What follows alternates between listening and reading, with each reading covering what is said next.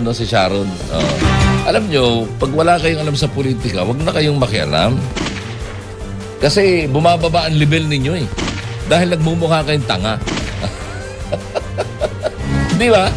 Kasi unang tingin sa lahat, alam mo ba kung ang tunay na istorya kung bakit vice presidente ni BBM si Sara Duterte? Alam niyo ba istorya nun? Ay, hindi alam ni Sharon Cuneta siguro yung istorya na yan. Oo, at baka hindi rin alam ni Kiko Pangilinan kaya natalo siya sa pagka-vice presidente. At alam niyo ba yung ilang mga palitan ng usapin doon sa pagitan niya kung paano naging presidente si BBM. Meron niyang mga katagang namutawi sa mga panahong pinag-uusapan niyan. Hindi naman nilalang natin yung artista ka lang, malayo nang narating mo at mayaman na kayo, kumbaga mataas na ang level ng inyong pamumuhay. Huwag niyo nang pakialaman yan dahil nagmumukha kayong tanga.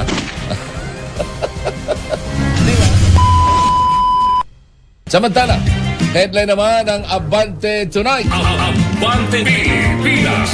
Pera, alahas, cellphone, sinimot. Resort ni raid ng 12 peking NBI agent. Abante Pilipinas. Ang lalakas ng loob, Ninakawan ng 12 individual na nagpanggap bilang ahente ng NBI ang mga bisita sa isang resort sa Barangay Sukol, Miyerkules ng hating gabi. Saan yung Sukol? Sinabi ng pulisya na habang nasa 20 katao nagiinuman, bigla na lang sumulpot at misulang ng raid ang mga armadong suspect sa resort. Dinala ng grupo ang mga biktima sa isang silid sa ground floor at pinasok ang silid ng caretaker saka isinama sa mga guests. Abante Pilipinas. Anong barangay yan? Barangay Sukol? Ano yun? Saan yung Barangay Sukol na yan? Anong bayan? Pakicheck na. Kasi baka kung saan mapunta mamaya. Laguna. Barangay Sukol sa Laguna. Ano to? Sa Pansol? Laguna? Ay, sa ano? Yung Pansol kasi yung Pansol hindi ho yung bayan. Yan ho ay lugar sa Kalamba. Yan. Hindi sa Pansol nga. Siguro yung mga... hindi sa Pansol kasi Barangay Sukol nga. Hindi Pansol. Yun lang.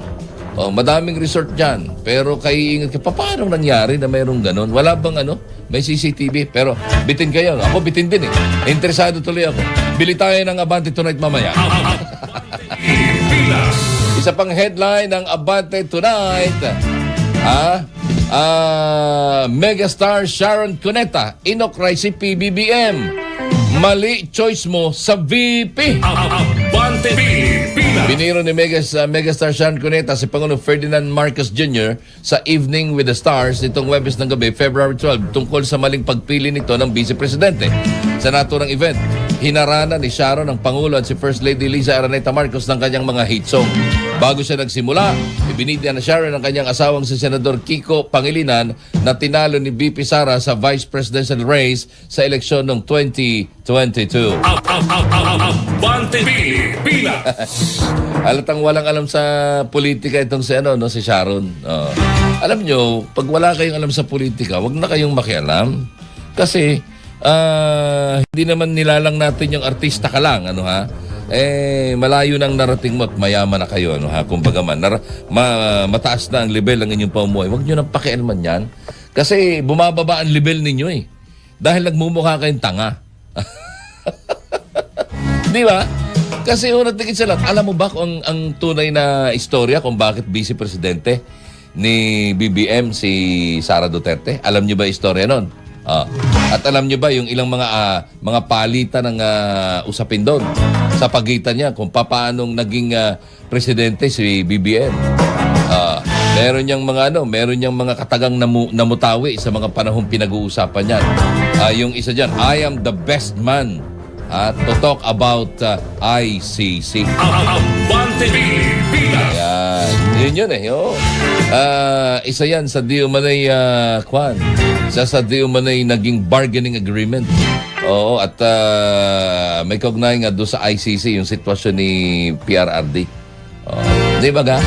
Kasi nababalita at naulinigan na nila na ito ay sasampahan ng kaso ng ilang grupo, which they did not expect na si PBBM pala mismo ang siyang magpapakulong kay PRRD. Matapos na ipalibing yung tatay niya sa libingan ng mga bayani. Abante Ganun lang yun. Hindi alam ni Sharon Cuneta siguro yung istorya na yan. Oo. At baka hindi rin alam ni Kiko Pangilinan kaya natalo siya sa pagka-vice presidente. Abante Pilipinas. Samantala, ano pa? Okay na ba? Wala na, no? Yan ho yung ating mga front page headlines sa Abante Tonight. Kaya kung kayo ho'y bitin sa mga istorya, meron pa. Wala na. Oh. So kung kayo ho'y bitin sa mga istorya, ay bili na ho ng Abante at saka Abante Tonight sa inyong ang tawag dito sa inyong mga paboritong newsstands. Ayan. Dahil ano tawag dito? Dahil doon mababasa ninyo ng buo ang mga istorya, ano ha? Hindi kagaya nun puro banner story, mga headline lang ang ating nabasa. At saka a simple nut graph ng istorya. Alright. Bueno, samantala, kung wala naman kayong, kung hindi nyo na matagpuan at medyo hindi na uso ang mga newsstand, pero doon sa mga convenience store meron ay pwede naman kayo mag-subscribe sa Abante or Abante Tonight News Online para lagi kayong updated ng mga totoo at umaabanteng balita. Ronnie Ramos. Abante Pilipinas.